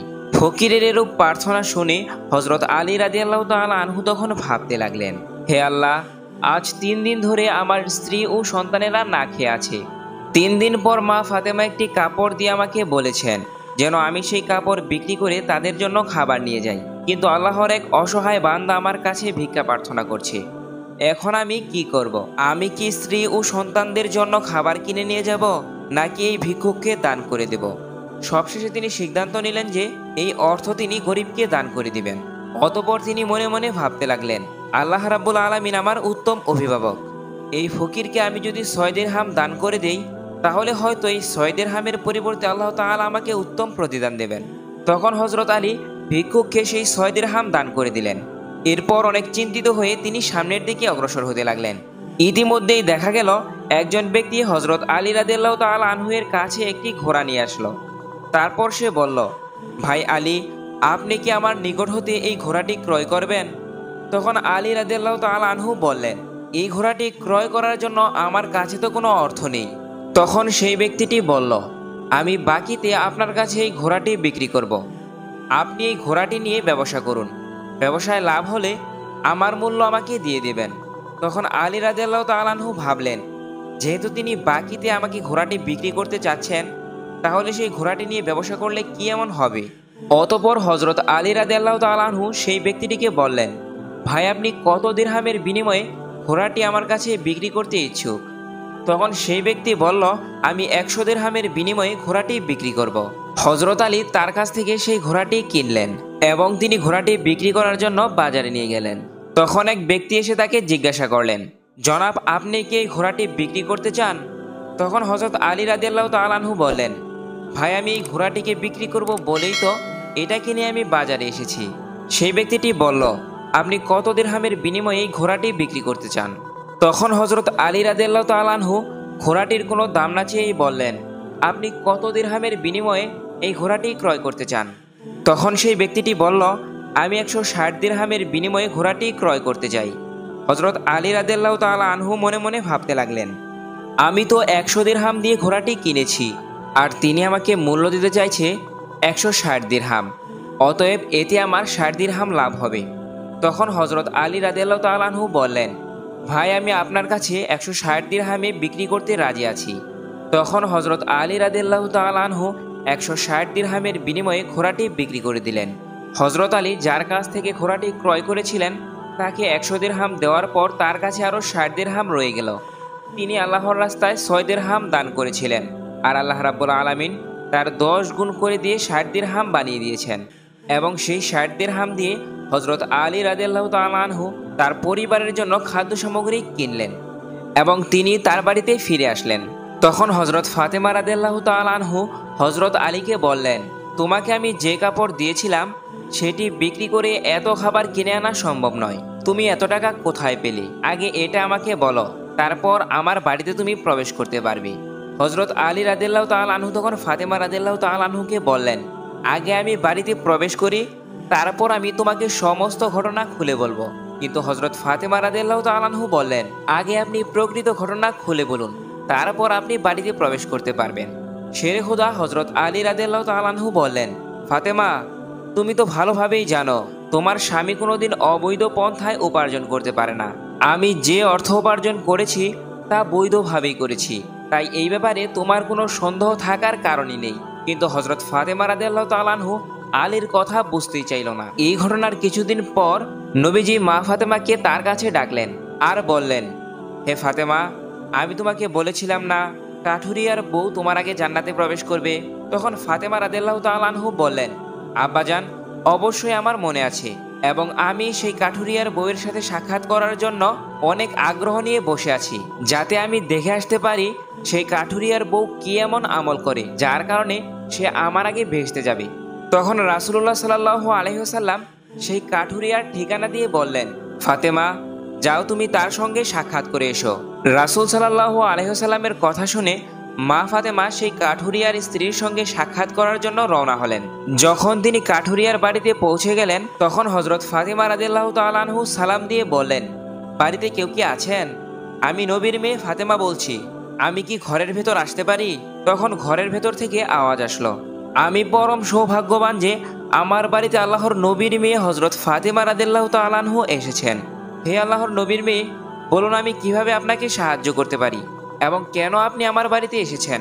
তখন হযরত ফাতেমা রাদিয়াল্লাহু তাআলা আনহু বললেন, আমি আপনার সাথে দেখা করতে চাই। দয়া করে আমাকে ভেতরে আসতে দিন। তখন কাঠুরিয়ার স্ত্রী বললেন, হে আল্লাহর নবীর মেয়ে জান্নাতের সর্দারিনী, আপনার সাথে দেখা করার ইচ্ছা আমার মনে অনেক রয়েছে, কিন্তু তারপরেও আমি আপনাকে আমার ঘরে আসার অনুমতি দিতে পারছি না, কেননা এটা আমার স্বামীর ঘর, আর আমি আমার স্বামীকে না বলে এই ঘরে কাউকে ঢোকার অনুমতি দিতে পারি না। দয়া করে আপনি কালকে আসবেন। আমি আমার স্বামীর কাছ থেকে আপনার ব্যাপারে অনুমতি নিয়ে রাখব। যদি আমার স্বামী আপনার ঘরে প্রবেশ করার অনুমতি দেন, তাহলে আমি আপনাকে ঘরে প্রবেশ করার অনুমতি দিতে পারি। তখন কাঠুরিয়ার বইয়ের কথা শুনে হযরত ফাতেমা রাদিয়াল্লাহু তাআলা আনহু বাড়িতে চলে গেলেন। দ্বিতীয় দিন যখন হযরত ফাতেমা কাঠুরিয়ার বইয়ের সাথে দেখা করতে যাবেন, তখন হযরত হাসান রাদিয়াল্লাহু তাআলা আনহু তাকে ডেকে বললেন, আম্মু জান, আপনি কালকে কোথায় গিয়েছিলেন? আপনাকে আমি অনেক খুঁজেছিলাম, আমি আপনাকে কোথাও খুঁজে পাচ্ছিলাম না। আজকে আপনি যেখানে যাচ্ছেন দয়া করে আমাকেও সেখানে নিয়ে যান। তখন ফাতেমা রাদিয়াল্লাহু তাআলা আনহু হাসানকে নিয়ে চললেন এবং কাঠুরিয়ার বাড়িতে গিয়ে সালাম দিয়ে বললেন, বাড়িতে কেউ কি আছেন? আমি নবীর মেয়ে ফাতেমা বলছি এবং আমার সাথে আমার বড় পুত্র হাসান রয়েছে, আমরা কি ঘরের ভিতরে আসতে পারি? এবার ঘরের ভেতর থেকে কাঠুরিয়ার বউ বলল, হে নবীর মেয়ে ফাতেমা, আপনার সাথে দেখা করার আগ্রহ আমার অনেক রয়েছে। আমি আমার স্বামীর কাছে আপনার ব্যাপারে অনুমতি নিয়েছিলাম, আপনার সাথে যে আপনার বড় পুত্র হাসান রয়েছে তার ব্যাপারে তো অনুমতি গ্রহণ করিনি। এজন্য আমি আপনাকে আমার ঘরে প্রবেশ করার অনুমতি দিতে পারি, কিন্তু আপনার পুত্র হাসানকে অনুমতি দিতে পারি না। দয়া করে আপনি আবার কাল আসবেন। আপনার পুত্র হাসানের ব্যাপারেও আমি আমার স্বামীর কাছ থেকে অনুমতি নিয়ে রাখব। কাঠুরিয়ার বইয়ের কথা শুনে তখন হযরত ফাতেমা রাদিয়াল্লাহু তাআলা আনহু তার নিজের বাড়িতে চলে গেলেন। পরের দিন আবার যখন তিনি কাঠুরিয়ার বাসায় যাবেন, তখন তার ছোট ছেলে হুসাইনও তার সাথে যাওয়ার বায়না ধরল। হুসাইন বলল, আম্মা জান, আপনি 2 দিন ধরে কোথায় যাচ্ছেন? আমি আপনাকে কোথাও খুঁজে পাচ্ছি না। আজকে আপনি যেখানেই যান না কেন আমাকে সাথে নিয়ে যাবেন। মা ফাতেমা রাদিয়াল্লাহু তাআলা আনহু তখন তার 2 পুত্র হাসান ও হুসাইনকে নিয়েই কাঠুরিয়ার বাড়িতে চললেন। বাড়িতে গিয়ে তিনি সালাম দিয়ে বললেন, বাড়িতে কেউ কি আছেন? আমি নবীর মেয়ে ফাতেমা বলছি এবং আমার সাথে আমার 2 পুত্র হাসান ও হুসাইন রয়েছে। ঘরের ভেতর থেকে কাঠুরিয়ার বউ আওয়াজ করে বলল, হে নবীর মেয়ে ফাতেমা, আপনার সাথে দেখা করার ইচ্ছা আমার প্রচুর রয়েছে। গতকালকে আমি আমার স্বামীর নিকট হতে আপনার ব্যাপারে ও আপনার বড় ছেলে হাসানের ব্যাপারে অনুমতি নিয়েছি, কিন্তু হুসাইনের ব্যাপারে আমার স্বামীর কাছ থেকে আমি অনুমতি নেইনি। দয়া করে আজকেও আপনি চলে যান, আগামীকাল আপনি আসবেন। আগামীকাল আমি আপনাদের 3 জনের ব্যাপারে আমার স্বামীর কাছ থেকে অনুমতি নিয়ে রাখব। কাঠুরিয়ার বইয়ের কথা শুনে মা ফাতেমা রাদিয়াল্লাহু তাআলা আনহু আবার নিজের বাড়িতে চলে আসলেন এবং পরের দিন হযরত ফাতেমা রাদিয়াল্লাহু তাআলা আনহু সেই কাঠুরিয়ার বাড়িতে আসলেন। তখন কাঠুরিয়ার স্ত্রী তাকে ঘরের ভিতরে প্রবেশ করার অনুমতি দিল। হযরত ফাতেমা রাদিয়াল্লাহু তাআলা আনহু তখন ঘরে প্রবেশ করলেন। তিনি ঘরে প্রবেশ করে দেখলেন কাঠুরিয়ার স্ত্রী সামনে বসে আছেন এবং তার সামনে রয়েছে পানির পাত্র, লাঠি ও একটু দড়ি। এগুলো দেখে মা ফাতেমা রাদিয়াল্লাহু তাআলা আনহু কাঠুরিয়ার স্ত্রীকে জিজ্ঞাসা করলেন, আপনি এইগুলো নিয়ে বসে আছেন কেন? তখন সে বলল, সারাদিন আমার স্বামী পরিশ্রম করে যখন আমার বাড়িতে ফিরে আসবে, তখন হয়তো তার ওযু করার প্রয়োজন হবে অথবা তার পানি পান করার প্রয়োজন হবে। আর আমি চাই না আমার ক্লান্ত স্বামী পানি পান করার জন্য সামান্যতম কষ্ট পাক। যাতে পানি প্রয়োজন হওয়ার সাথে সাথে আমি তার কাছে পানি পৌঁছে দিতে পারি, এজন্যই আমি আমার সামনে পানি নিয়ে বসে আছি। হযরত ফাতেমা এবার তাকে জিজ্ঞাসা করলেন, তাহলে এই লাঠি নিয়ে বসে আছো কেন? তাছাড়া এই দড়ি দিয়েই বা কি করবে? কাঠুরিয়ার স্ত্রী তখন বলল, আমার স্বামী যদি আমার কোনো আচরণে কষ্ট পায় এবং আমাকে যদি শাস্তি দেওয়ার জন্য তিনি ইচ্ছা করেন, তখন তার প্রয়োজন হবে একটি লাঠি, এবং আমাকে যদি বাঁধতে চান তাহলে তার প্রয়োজন হবে একটি রশি। তাই আমি লাঠি ও রশি আমার কাছেই রেখেছি, যেন তার প্রয়োজনের সময় আমি তার হাতে তুলে দিতে পারি এবং আমাকে শাস্তি দেওয়ার জন্য তার কোনো কিছুই যেন খোঁজাখুঁজি করতে না হয়। হযরত ফাতেমা রাদিয়াল্লাহু তাআলা আনহু কাঠুরিয়ার স্ত্রীর স্বামীর প্রতি ভক্তি দেখে অবাক হয়ে গেলেন। এবার ফাতেমা তাকে কিছু না বলে নবীর নিকট চলে আসলেন। রাসূল সাল্লাল্লাহু আলাইহি ওয়াসাল্লাম ফাতেমাকে বললেন, ফাতেমা, তুমি কি কাঠুরিয়ার স্ত্রীর সঙ্গে দেখা করে এসেছো? তখন ফাতেমা রাদিয়াল্লাহু তাআলা আনহু বললেন, হ্যাঁ, আমি তার সাথে দেখা করে এসেছি। নবী করিম সাল্লাল্লাহু আলাইহি ওয়াসাল্লাম তখন বললেন, তুমি কি দেখেছো কাঠুরিয়ার স্ত্রী কি এমন আমল করে যার কারণে সে তোমার আগে জান্নাতে যাবে? হযরত ফাতেমা রাদিয়াল্লাহু তাআলা আনহু তখন বললেন, সেই মেয়েটি অত্যন্ত স্বামী ভক্ত। তখন মুহাম্মদ সাল্লাল্লাহু আলাইহি ওয়াসাল্লাম ফাতেমাকে বলল, তার কাছ থেকে শেখার আরো অনেক কিছু এখনো তোমার বাকি রয়েছে। এবার ফাতেমা রাদিয়াল্লাহু তাআলা আনহু বললেন, আব্বাজান, আমি তার কাছ থেকে কি কি শিক্ষা গ্রহণ করতে পারি এবং সে কিভাবে আমার আগে জান্নাতে যাবে? এই বিষয়টি আমাকে একটু বুঝিয়ে বলুন। এবার রাসূল সাল্লাল্লাহু আলাইহি ওয়াসাল্লাম বললেন, তুমি কিছুদিন আগে তোমার স্বামীকে একটি পুরাতন কাপড় বিক্রি করতে দিয়েছিলে। হযরত আলী রাদিয়াল্লাহু তাআলা আনহু সেই কাপড় বিক্রি করে তোমার জন্য খাবার এনেছিল, কিন্তু তুমি সন্দেহ করেছিলে হযরত আলী রাদিয়াল্লাহু তাআলা আনহু এগুলো বৈধ পথে উপার্জন করেছে কিনা। এই জন্য তুমি তোমার স্বামীকে ঘরে প্রবেশ করতে দাওনি এবং বিভিন্ন রকমের প্রশ্ন করে তার মনে তুমি অনেক কষ্ট দিয়েছ, অথচ তুমি জানতে হযরত আলী কোনোদিন অবৈধ পথে উপার্জন করে না। হে ফাতেমা, তুমি যখন হযরত আলীকে সেই কাপড় বিক্রি করতে দিয়েছিলে, হযরত আলী রাদিয়াল্লাহু তাআলা আনহু তখন কোনো ক্রেতা খুঁজে পাচ্ছিল না। তখন আল্লাহ রাব্বুল আলামিন একজন ফেরেশতাকে ক্রেতা হিসেবে আলীর কাছে পাঠিয়েছিলেন। ফেরেশতা মিকাইল হযরত আলীর কাছ থেকে 6 দিরহাম দিয়ে সেই কাপড়টি কিনেছিল এবং ভিখারির বেশে আরেকজন ফেরেশতা এসে হযরত আলীর কাছে সেই 6 দিরহাম ভিক্ষা প্রার্থনা করে এবং হযরত আলী রাদিয়াল্লাহু তাআলা আনহু আল্লাহর রাস্তায় সেই 6 দিরহাম দান করে দেয়। অতঃপর সে চিন্তিত অবস্থায় বাড়িতে ফিরছিল। সেই সময় হযরত জিবরাইল আলাইহিস সালাম হযরত আলীর কাছে একটি লাল ঘোড়া বাকিতে 100 দিরহাম বিক্রি করে এবং হযরত আলী রাদিয়াল্লাহু তাআলা আনহু সেই ঘোড়াটিকে নিয়ে বাজারে যায় এবং হযরত আলীর কাছ থেকে সেই ঘোড়াটি ইসরাফিল ফেরেশতা 160 দিরহামের বিনিময়ে কিনে নেয়। আল্লাহ রাব্বুল আলামিন এই 6 দিরহাম দান করার বিনিময়ে হযরত আলীকে 60 দিরহাম দিয়ে দেয়, আর সেই অর্থ দিয়েই হযরত আলী তোমাদের জন্য বাজার করে নিয়ে আসছিল। তুমি শুনে রাখো, যে কাপড়টি হযরত আলী বিক্রি করেছিল, আল্লাহ রাব্বুল আলামিন সেই কাপড়টি জান্নাতে রেখে দিয়েছেন এবং যে ঘোড়াটি দিয়ে হযরত আলী রাদিয়াল্লাহু তাআলা আনহু ব্যবসা করেছিল, সেই ঘোড়াটিকেও আল্লাহ রাব্বুল আলামিন বেহেশতে সংরক্ষণ করে রেখেছেন। কাল কিয়ামতের দিন তুমি যখন জান্নাতে প্রবেশ করবে, তখন তুমি সেই ঘোড়ার উপর থাকবে, আর সেই কাপড়টি হবে সেই ঘোড়ার লাগাম, আর যেই কাপড়টি ধরে রাখবে ওই কাঠুরিয়ার স্ত্রী, এবং সেই লাগাম ধরে নিয়ে সে জান্নাতে প্রবেশ করবে। কাঠুরিয়ার স্ত্রী ঘোড়ার লাগাম ধরে থাকার কারণে সে তোমার আগেই জান্নাতে প্রবেশ করবে। একদা উম্মে আয়মান কোনো এক দরকারে হযরত ফাতেমা রাদিয়াল্লাহু তাআলা আনহার বাড়িতে যান। ফাতেমা রাদিয়াল্লাহু তাআলা আনহার দরজার মধ্যে গিয়ে উম্মে আয়মান ডাকতে থাকেন, কিন্তু ভিতর থেকে কেউ কোনো কথা বলছে না। উম্মে আয়মান আবার দরজায় নক করলেন, কিন্তু ভিতর থেকে কেউ দরজা খুলছে না। তারপর উম্মে আয়মান দরজার ফাঁক দিয়ে ঘরের ভেতরের দিকে তাকালেন। দেখলেন হযরত ফাতেমা রাদিয়াল্লাহু তাআলা আনহা রুটির জাদা পিষতে পিষতে ঘুমিয়ে পড়েছে এবং তার চৌকির মধ্যে একজন মহিলা বসে তাসবিহ পাঠ করছেন এবং আরও একজন মহিলা হযরত হাসান এবং হুসাইন রাদিয়াল্লাহু তাআলা আনহুকে দোলনার মধ্যে ঘুম পাড়াচ্ছে। এই দৃশ্য দেখার পর উম্মে আয়মান হযরত ফাতেমা রাদিয়াল্লাহু তাআলা আনহার বাড়ি থেকে চলে হযরত রাসূল সাল্লাল্লাহু আলাইহি ওয়াসাল্লামের দরবারে উপস্থিত হলেন। নবীকে সালাম দিয়ে উম্মে আয়মান নবীকে বলেন, ইয়া রাসূল আল্লাহ, আমি কোনো এক দরকারে ফাতেমার বাড়িতে গিয়েছিলাম। তার ঘরের মধ্যে আমি এমন দৃশ্য দেখতে পেলাম। তারপর নবীজি উম্মে আয়মানকে বলেন, আমার মেয়ে ফাতেমা রুটির জাতা পিষতে পিষতে ক্লান্ত শরীর নিয়ে ঘুমিয়ে পড়েন, কিন্তু তখনও তার তসবিহ পাঠ করা বাকি ছিল। তাই আমার আল্লাহ রাব্বুল আলামিন হযরত ফাতেমা রাদিয়াল্লাহু তাআলা আনহার ঘরে 2 জন ফেরেশতা প্রেরণ করেছেন। একজন ফেরেশতা মা ফাতেমার অসমাপ্ত তাসবিহ পাঠ করছে এবং আরেকজন যে ফেরেশতা হযরত হাসান এবং হুসাইন রাদিয়াল্লাহু তাআলা আনহুকে ঘুম পাড়াচ্ছেন। তুমি যে মহিলাকে দেখেছো, তারা আসলে কোনো মহিলা নয়, তারা হলেন আল্লাহ রাব্বুল আলামিনের পাঠানো ফেরেশতা। তারপর এই কথাগুলো শুনে উম্মে আয়মান আল্লাহু আকবার বলে রাসূল সাল্লাল্লাহু আলাইহি ওয়াসাল্লামের দরবার থেকে বেরিয়ে পড়লেন। তার কিছুদিন পর বিশ্বনবী হযরত ফাতেমা রাদিয়াল্লাহু তাআলা আনহার বাড়িতে গেলেন। তিনি যখন হযরত ফাতেমা রাদিয়াল্লাহু তাআলা আনহার ঘরে প্রবেশ করলেন, তখন হযরত ফাতেমা রাদিয়াল্লাহু তাআলা আনহার মুখটি অনেক মলিন দেখাচ্ছিল। আমার নবী ফাতেমাকে জিজ্ঞাসা করলেন, মা, তুমি অসুস্থ কিনা? তোমার মুখটা এমন মলিন দেখাচ্ছে কেন? তখন মা ফাতেমা বলেন, আব্বাজান, আমি অসুস্থ নই, তবে আজ 2 দিন যাবৎ আমাদের ঘরে কোনো খাবার নেই। 2 দিন যাবৎ আমাদের চুলায় আগুন জ্বলে না। আজ 2 দিন যাবৎ আপনার আদরের নাতি হাসান এবং হুসাইন না খেয়ে ক্ষুধার যন্ত্রণায় একে অপরকে জড়িয়ে ধরে কান্নাকাটি করছে। এবার আমার নবী হযরত ফাতেমা রাদিয়াল্লাহু তাআলা আনহাকে বলেন, মা, দুঃখ করো না, ধৈর্য ধরো, নিশ্চয়ই আল্লাহ রাব্বুল আলামিন আমাদের সাথে আছেন। এই বলে বিশ্বনবী মা ফাতেমার ঘর থেকে বের হয়ে পড়লেন। পরের দিন এক সওদাগর হযরত আলী রাদিয়াল্লাহু তাআলা আনহুকে একটি কাজের জন্য ডাকেন।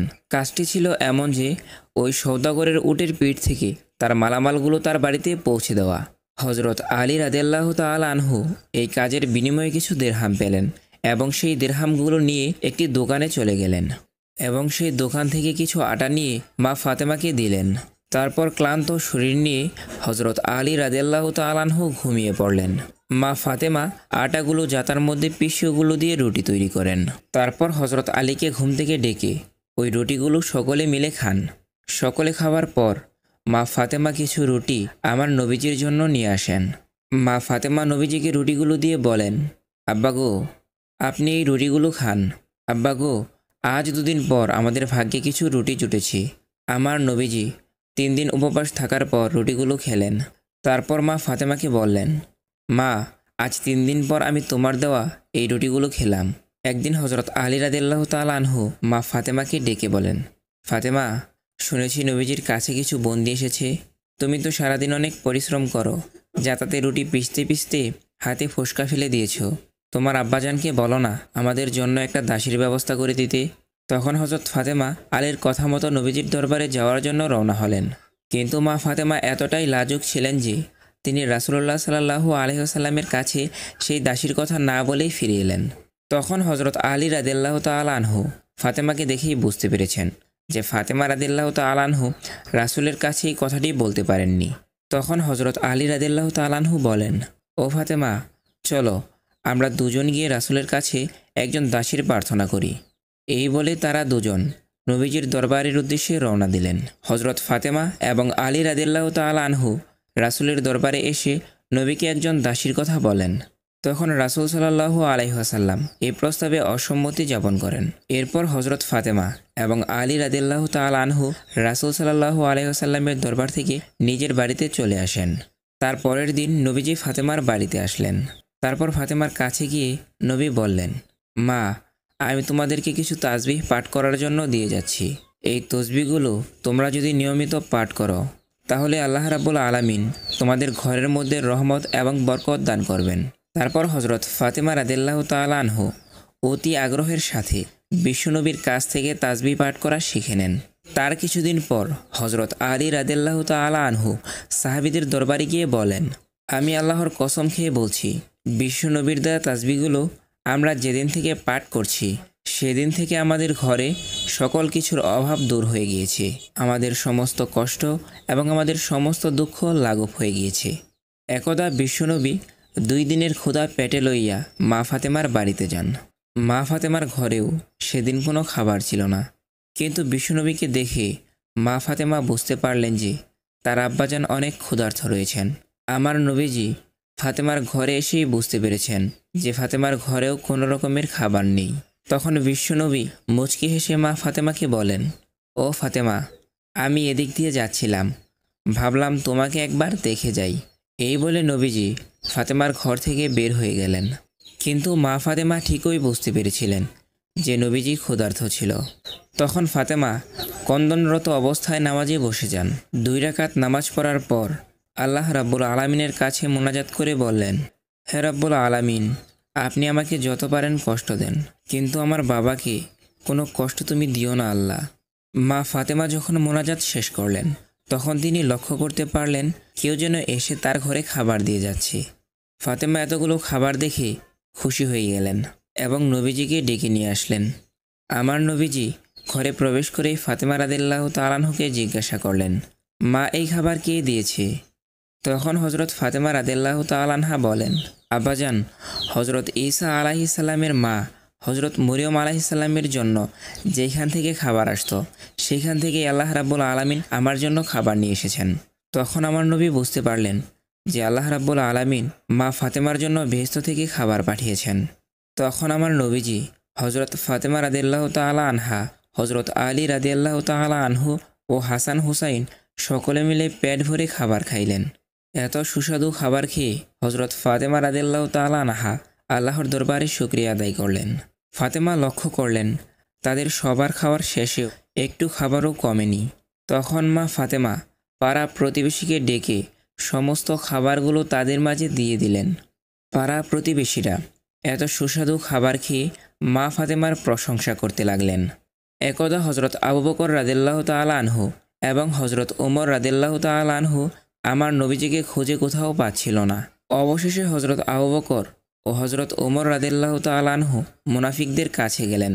মুনাফিকদের কাছে গিয়ে হজরত উমর তরোয়াল তাক করে বললেন, হে মুনাফিকের বাচ্চারা, আমার নবীজিকে কোথাও খুঁজে পাওয়া যাচ্ছে না। তোরা বল আমার নবীজি কোথায় আছে, না হলে সবগুলোকে আজকে আমি কতল করে ফেলব। তখন মুনাফিকরা বলতে লাগলো, হে ওমর, বিশ্বাস করো, আমরা কোথাও তোমার নবীজিকে দেখিনি।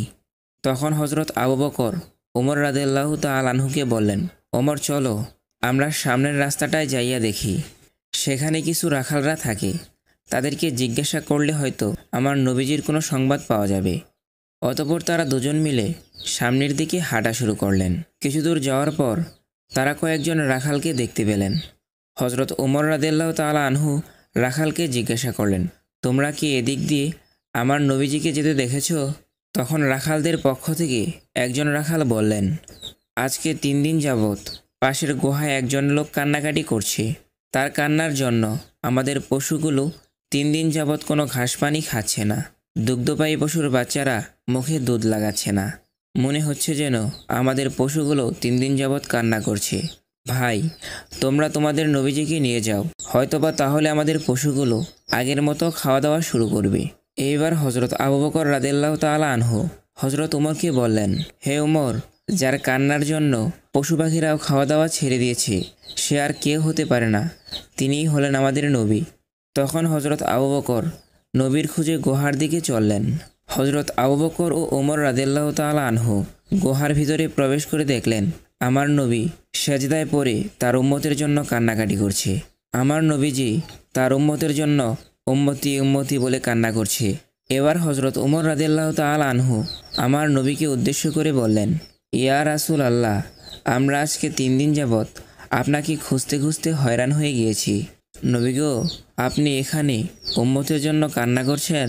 আমরা তো আপনার খুঁজে পাগল হয়ে গিয়েছি। ইয়া রাসূল আল্লাহ, আপনি উঠুন, আমরা আপনাকে নিতে এসেছি।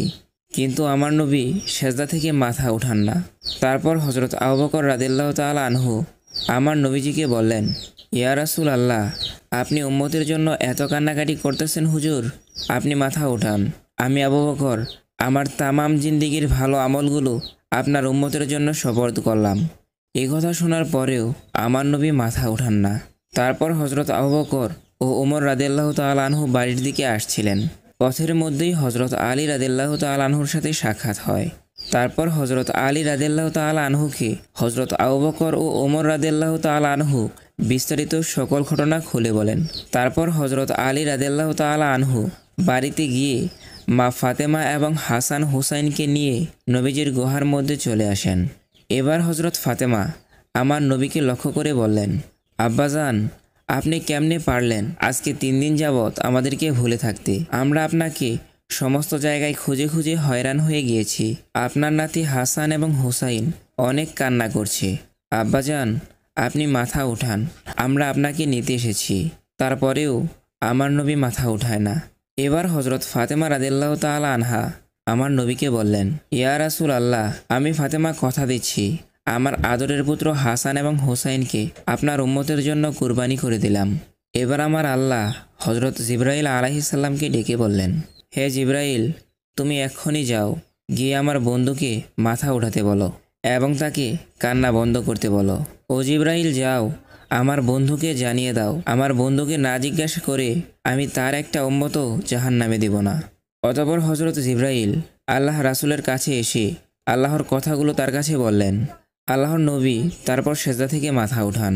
এমনিভাবে আরেক দিনের ঘটনা, হজরত হাসান এবং হুসাইন রাদিয়াল্লাহু তাআলা আনহু মা ফাতেমার ঘরে গিয়ে মা ফাতেমাকে বললেন, আম্মাজান, আজকে ঈদের দিন, সকল ছেলেমেয়েরা নতুন কাপড় পরবে। আমাদের নতুন জামাকাপড় কোথায়? আমরাও নতুন জামাকাপড় পরব। তারপর মা ফাতেমা অপারগ হয়ে হাসান এবং হুসাইনকে বললেন, বাবারা, তোমরা গোসল করে এসো, তোমাদের নতুন জামা দর্জির দোকানে তৈরি হচ্ছে।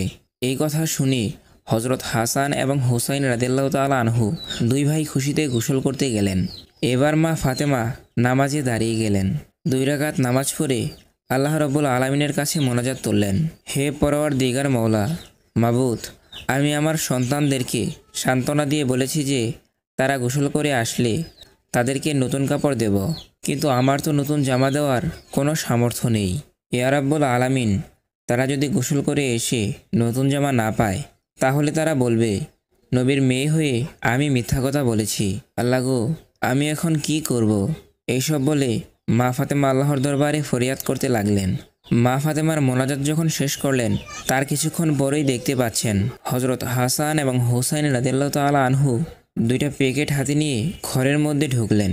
তারপর ফাতেমা হাসান হুসাইনকে জিজ্ঞাসা করলেন, বাবারা, তোমাদের হাতে কি?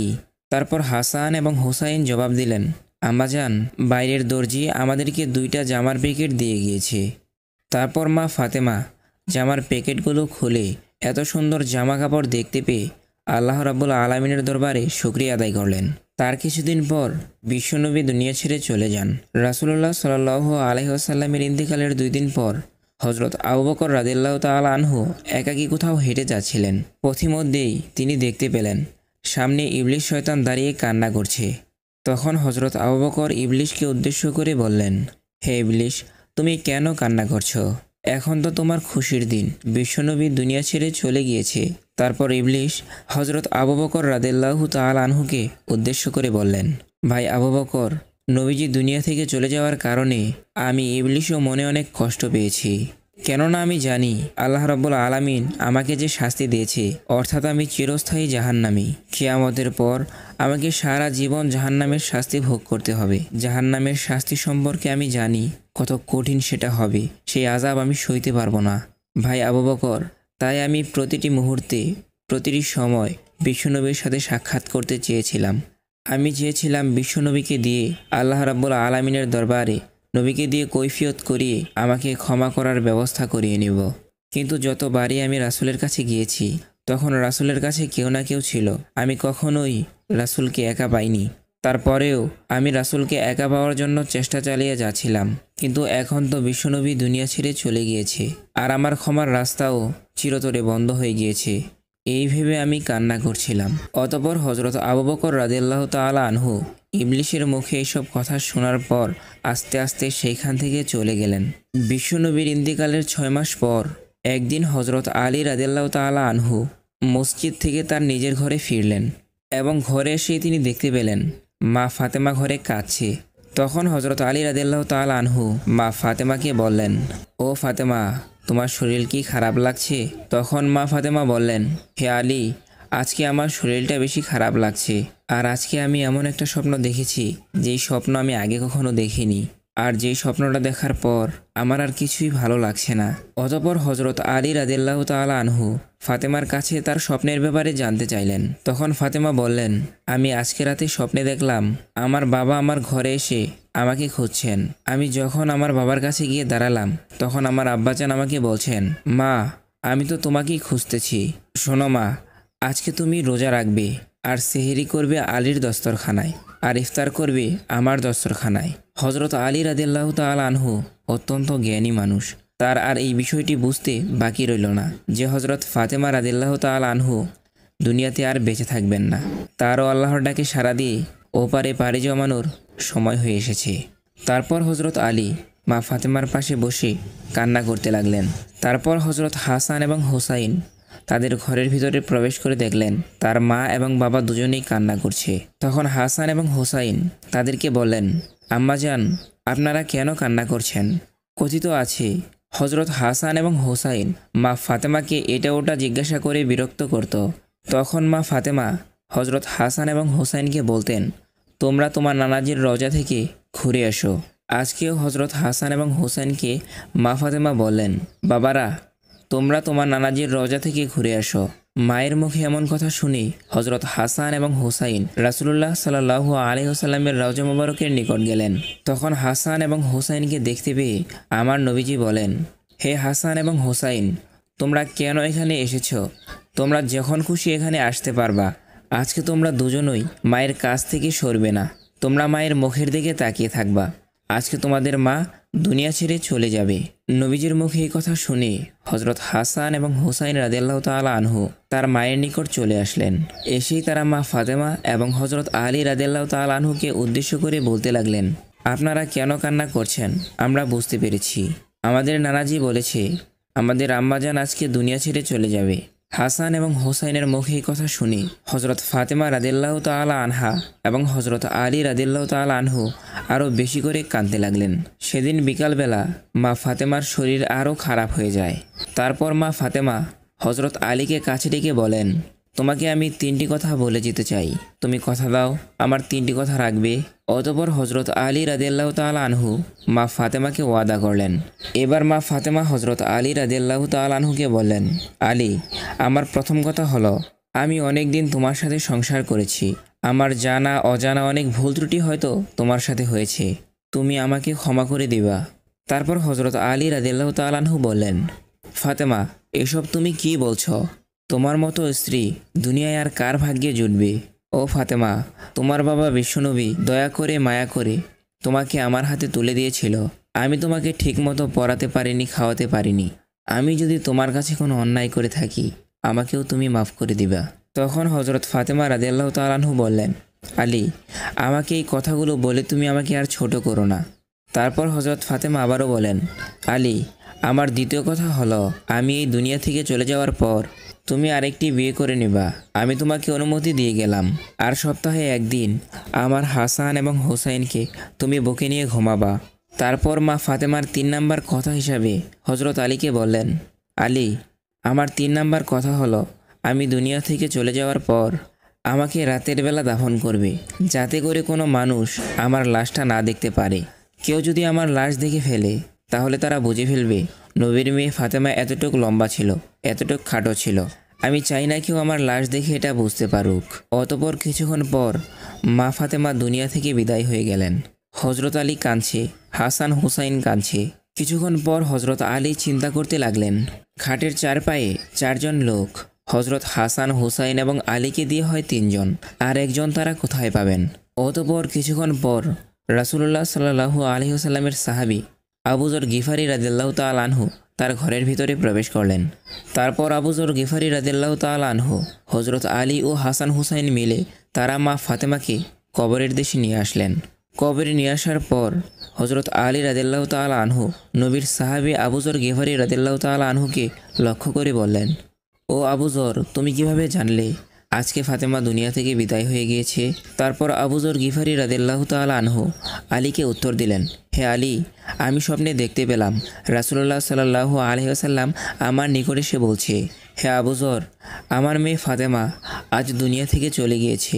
তাকে দাফন করার জন্য আরও একজন লোকের প্রয়োজন। তুমি যাও, হজরত আলী এবং হাসান হুসাইনকে মা ফাতেমাকে দাফনের কাজে সহায়তা করো। অতঃপর তারা সবাই মিলে মা ফাতেমার লাশ কবরের মধ্যে নামালেন। এরপর কবরকে উদ্দেশ্য করে হজরত আবু যর গিফারি রাদিয়াল্লাহু তাআলা আনহু বলতে লাগলেন, হে কবর, তুমি কি জানো আজকে তোমার মধ্যে কাকে রেখে যাচ্ছি? আজকে তোমার মধ্যে রেখে যাচ্ছি বেহেশতের মহিলাদের সর্দারিনী হজরত ফাতেমা রাদিয়াল্লাহু তাআলা আনহুকে। সাবধান, সাবধান কবর, তুমি কিন্তু তার সাথে ভালো ব্যবহার করবে। কিন্তু কবর থেকে কোনো আওয়াজ আসছে না। আবু যর গিফারি রাদিয়াল্লাহু তাআলা আনহু আবার বললেন, হে কবর, তোমার মধ্যে আজকে আমি এমন এক ব্যক্তিকে রেখে যাচ্ছি যিনি হলেন শেরে খোদা হজরত আলী রাদিয়াল্লাহু তাআলা আনহুর স্ত্রী। কবর থেকে কোনো আওয়াজ আসছে না। তারপর আবু যর গিফারি আবারও কবরকে বললেন, তোমার মধ্যে এমন একজন ব্যক্তিকে রেখে যাচ্ছি যিনি হচ্ছেন বেহেশতের যুবকদের সর্দার হজরত হাসান এবং হুসাইনের আম্মাজান। সাবধান কবর, তুমি কিন্তু তার সাথে খারাপ ব্যবহার করিও না। তারপরেও কবর থেকে কোনো আওয়াজ আসছে না। হজরত আবু যর গিফারি রাদিয়াল্লাহু তাআলা আনহু কবরকে আবার বললেন, তোমার মধ্যে আজকে এমন একজন ব্যক্তিকে রেখে যাচ্ছি যাকে সৃষ্টি না করলে এই দুনিয়ায় সৃষ্টি হতো না। সরকারি দো আলম হজরত মুহাম্মদ সাল্লাল্লাহু আলাইহি ওয়াসাল্লামের কলিজার টুকরা হজরত ফাতেমা রাদিয়াল্লাহু তাআলা আনহুকে। সাবধান কবর, তার সাথে তুমি কখনোই খারাপ ব্যবহার করবে না। এবার আমার আল্লাহ রাব্বুল আলামিন কবরের জবান খুলে দিলেন। কবর বলতে লাগলো, হে আবু যর, আমি হলাম কবর, আমি কাউকে চিনি না। কে নবীর মেয়ে, কে নবীর সাহাবী? হে আবু যর, এখানে কোনো বংশ পরিচয় দেখি না। কে কোথা থেকে এসেছে, কার বংশমর্যাদা কি, সেটা দেখার সময় আমার নেই। দুনিয়াতে যে আল্লাহ রাব্বুল আলামিনকে খুশি করে আল্লাহ রাব্বুল আলামিনের ইবাদতে তার জীবন অতিবাহিত করেছেন এবং ঈমান নিয়ে আমার কাছে এসেছেন, আমি অবশ্যই তার সাথে ভালো ব্যবহার করব। আর দুনিয়ার যে সমস্ত বান্দারা অপরাধী হয়ে আমার কাছে আসবে, আমি তাদের জন্য ভয়ঙ্কর আকার ধারণ করব। তাকে আমি চাপ দিয়ে একটি পাঁজরের হাড় আরও একটি পাঁজরে ঢুকিয়ে দেব এবং আমার মধ্যে রয়েছে বিষাক্ত সাপ, বিচ্ছু, অগণিত পোকামাকড়। এই সমস্ত ভয়ঙ্কর প্রাণীগুলো ওই ব্যক্তিকে ধ্বংস করতে থাকবে। কবরের এমন জবাব শুনে হজরত আবু যর গিফারি রাদিয়াল্লাহু তাআলা আনহু ভয়ে কাঁপতে লাগলেন। প্রিয় বন্ধুরা, হজরত ফাতেমা রাদিয়াল্লাহু তাআলা আনহা বেহেশতের সর্দারিনী, তার বেলায় যদি কবর এমন কথা বলে থাকেন, তাহলে আপনার আমার ক্ষেত্রে কবর কি বলতে পারে? আমার আপনার অবস্থা কেমন হতে পারে একটাবার চিন্তা করে দেখুন। আল্লাহ রাব্বুল আলামিন আমাদের সবাইকে আল্লাহর দ্বীনের পথে চলার তৌফিক দান করুন। আর প্রিয় বন্ধুগণ, ভিডিওটি কেমন লেগেছে তা অবশ্যই কমেন্ট করে জানিয়ে দিন।